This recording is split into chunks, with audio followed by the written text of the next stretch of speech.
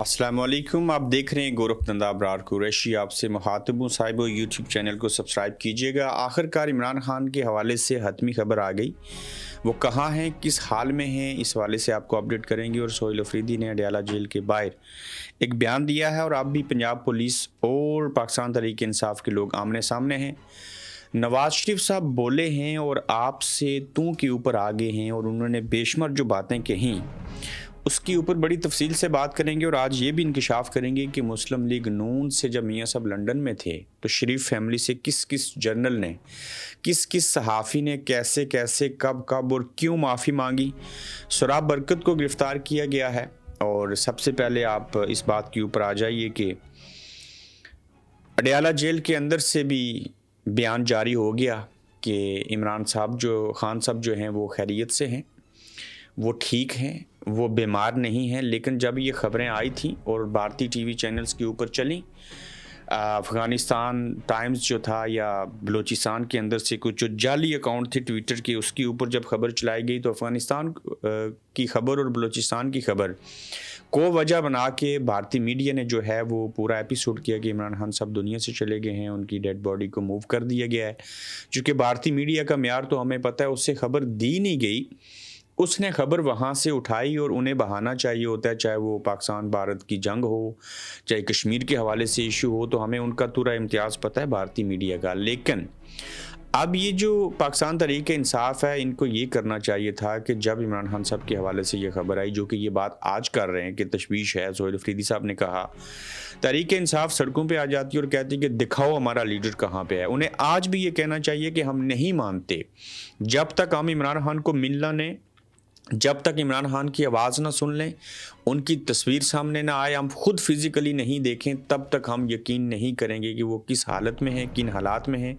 चूँकि कहा जा रहा है कि जब उन्होंने फील्ड मार्शल को जहनी मरीज़ कहा तो कहीं फील्ड मार्शल सब जहनी मरीज़ ही बन के ना दिखा दें। तो लिहाजा पाकिस्तान तहरीक इंसाफ को बड़ा स्ट्रॉन्ग मौक़िफ़ रखना चाहिए। किसी मुंगल का, किसी जुमेरात का इंतज़ार नहीं करना चाहिए। उन्हें इन अदारों को कहना चाहिए कि आप हमारे वकला को, इमरान खान साहब की बहनों को, सोहेल अफरीदी को तो वो मिलने नहीं देंगे, जिस किसी को भी मिलने दें उनकी मुलाकात करवाएं, ताकि ये जो आवाम के अंदर इस्तराब है ये ख़त्म हो जाए। तो जो भी मिलेगा उनके ज़रिए खान साहब पैगाम दे देंगे। अब 2 दिन बाकी हैं, 28 और 29, उसमें नोटिफिकेशन होना है। फील्ड मार्शल साहब जो हैं वो सुप्रीम हेड बन जाएंगे, तमाम फोर्सेस की सारी चीज़ें हो जाएंगी। तो खान साहब ने यकीनन इसके ऊपर जो है वो रद्द-ए-अमल देना है। और सोहेल अफरीदी साहब ने गुज़श्ता रोज़ जलसे में जहाँ कहा नेम एंड शेम करेंगे जो लोग MNAs और MPAs नहीं आएंगे हर मंगल के रोज़ को, तो वहीं पर सोहेल अफरीदी साहब ने बताया कि हम कोई 7 दिसंबर को जो है वो जलसा करने जा रहे हैं, KPK के अंदर ये जलसा होगा। उस जलसे के अंदर लाएअमल दिया जाएगा कि पाकिस्तान तहरीक इंसाफ जो है वो एहतजाज और बाकी चीज़ों के हवाले से क्या करेगी। तो सोहेल अफरीदी अपने हिस्से का काम कर रहे हैं, अपने हिस्से की कोशिश कर रहे हैं, लेकिन ये निज़ाम है, ये जो लोग हैं, ये इन चीज़ों को जो है वो बेहतर नहीं होने दे रहे। और रावलपिंडी बानी PTI इमरान खान की सेहत के हवाले से अडयाला जेल हुकाम ने साहिब जो बयान दिया है मैं उसको सामने रखना चाहूँगा। वो कह रहे हैं कि अडयाला जेल हुकाम के मुताबिक बानी PTI इमरान खान अडयाला जेल के अंदर मुकम्मल तौर पर सेहतमंद हैं। अडयाला जेल हुकाम का कहना है कि बानी PTI की सेहत से मुतल्लिक अफवाहों में कोई सदाकत बिल्कुल नहीं है।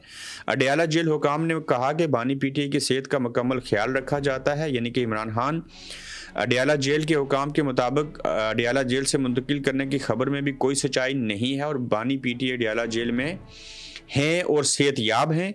मज़ीद वो कहते हैं कि सोशल मीडिया पर बानी PTI को अडयाला जेल से मुंतकिल करने की खबरें जो हैं, अफवाहें जो हैं, वो बिल्कुल बेबुनियाद हैं और इनमें सदाकत नहीं है। देखें ना, उनको ये वजाहत देनी पड़ गई और इसके ऊपर बड़ा हिकमत के साथ सब्र और तहम्मुल का मुजाहिरा करते हुए पाकिस्तान तहरीक इंसाफ ने जो है वो अपना काम किया है। इमरान खान की हमशीरा हलीमा खान ने इमरान खान की सेहत के हवाले से शदीद तशवीश का इजहार उसके बावजूद किया है। चूँकि दूध की रखवाली बिल्ला, ये तो अडयाला जेल के हुकाम खबर दे रहे हैं। अगर वो इतने अच्छे हैं, सच्चे हैं, खरे हैं, उन्हें समझ है तो वो इमरान खान साहब से उनकी बहनों को मिलने दें। तो कहती हैं कि 22 दिनों से मुलाकात नहीं हुई है और फैमिली पार्टी रहनुमाओं को इमरान खान से बेखबर किया गया है।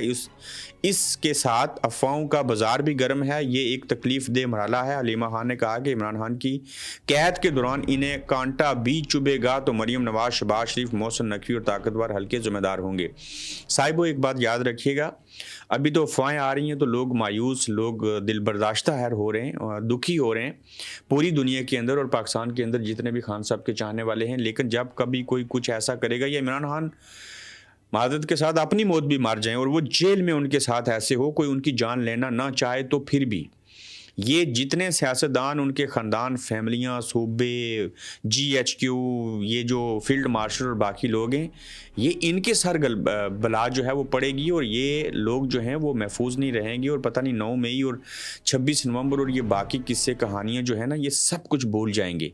इन्हें अंदाज़ा नहीं है कि ये जिस तरह की खबरें आ रही हैं, जिस तरह के हालात पैदा कर दिए गए हैं, जिसने भी खबरें चलवाई हैं, जैसे भी किया गया है इन चीज़ों की रोकथाम करने के लिए, आवाम का टेम्परेचर जो है वो बहाल रखने के लिए इन्हें कोई इकदाम उठाना चाहिए। बाकी तो बात सीधी सी है, कमांडोज़ ने हाई कोर्ट के शीशे तोड़ के इमरान खान साहब को अगवा किया था, गिरफ्तार किया था।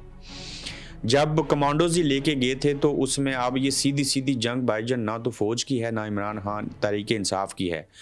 ये पहली जंग है आसिम मुनीर बामुकाबला इमरान खान, ये ज़ाती जंग है। और एक शख्स ने आर्मी चीफ, फील्ड मार्शल होते हुए अब सुप्रीम हेड बन जाएंगे, उन्होंने गैर कानूनी तरीके से इमरान खान साहब को जो है वो जेल में बंद करके रखा हुआ, जैसे कच्चे के डाकू किसी को उठा के ले जाएं और बदले में जो है वो बत्ता मांगें। अब यहाँ पे बता क्या है, डील करो, सरेंडर करो, बैरूनी दुनिया में चले जाओ, माफ़ी मांग लो, फलां चीज़ करो। देखें ना, गड़ी चोर कहा गया, वो मंजन किधर गया, इद्दत में नकाह वाला केस लाया, बढ़ गया, फिर माफ़ी मांग लो, नहीं मांगी, उल्टा उसने कहा ये जहनी मरीज़ हैं लोग, ये ऐसे हैं, ये वैसे हैं। आप फील्ड मार्शल छोड़ के नाउज़ बिल्ला आप कहीं कोई नमरूद, कोई फ़ैरून तक भी बन जाए ना, मज़ीद हरकतें कर लें, तो इमरान खान का स्टेमिना, विल पावर, सोच, विजन, इरादे, नीयत यही रहेगा, वो आपके सामने सरेंडर नहीं करेगा। देखें, दुनिया में कुछ लोग होते हैं जो प्यार की ज़ुबान समझते हैं। कुछ लोगों के साथ अगर आप टकराव करेंगे ना तो वो आपको उसी तरह से जवाब देंगे, वो हाथी के सामने चीमटी ही क्यों ना हो।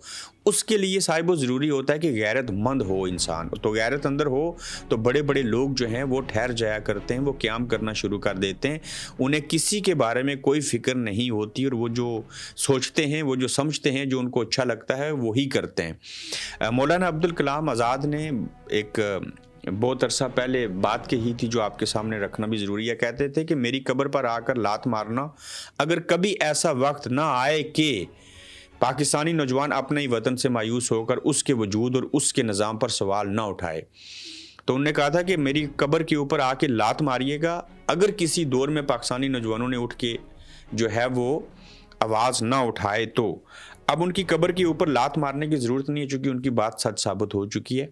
तो उन्होंने कह दिया था कि मेरी कब्र पे आके लात मारना, अगर नौजवानों ने इस निज़ाम, इस वतन, इससे मायूस होकर इसके वजूद के निज़ाम के ऊपर आवाज़ ना उठाई। तो ये बात उन्होंने किस पराए में कही, लेकिन जो कही वो बात दुरुस्त है। तो लिहाजा अबू कलाम आज़ाद की कब्र के ऊपर जो है वो लात मारने की किसी सूरत ज़रूरत नहीं है।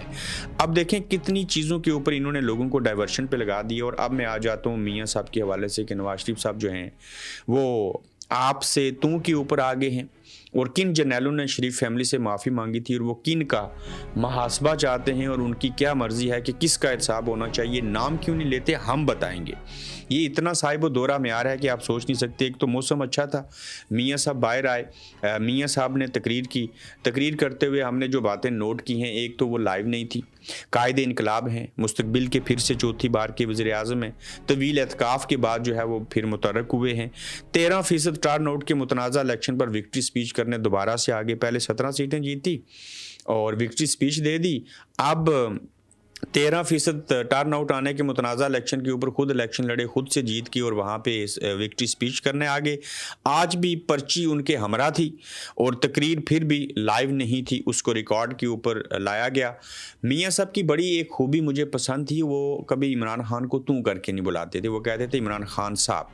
जब वो वज़ीर आज़म थे और खान साहब अपोजिशन में थे तब भी मियाँ साहब और साहब करके पुकारते थे और मैं सोचता था कितना आला ज़र्फ़ है इस बंदे का।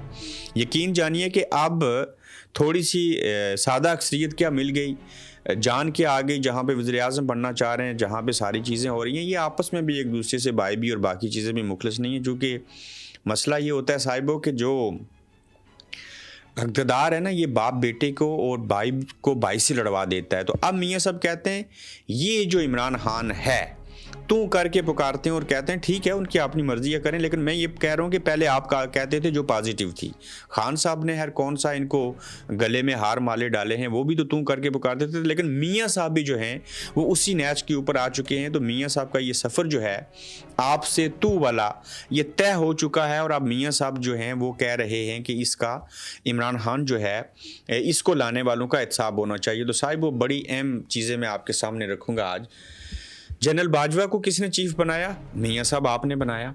जनरल बाजवा के दौर में पीटीआई बरसत इक़्तिदार आई, ठीक है। जनरल बाजवा को इमरान खान एक्सटेंशन देना चाह रहे थे, 1 मिली, और उसके बाद जो चीज़ें थी लंदन में बैठ के क्या मियाँ साहब आपने बाजवा साहब के कहने के ऊपर, उन्होंने जब आपसे माफ़ी मांगी, माफ़ करने के बाद क्या आपने लंदन से बैठ के जनरल बाजवा को एक्सटेंशन नहीं दी?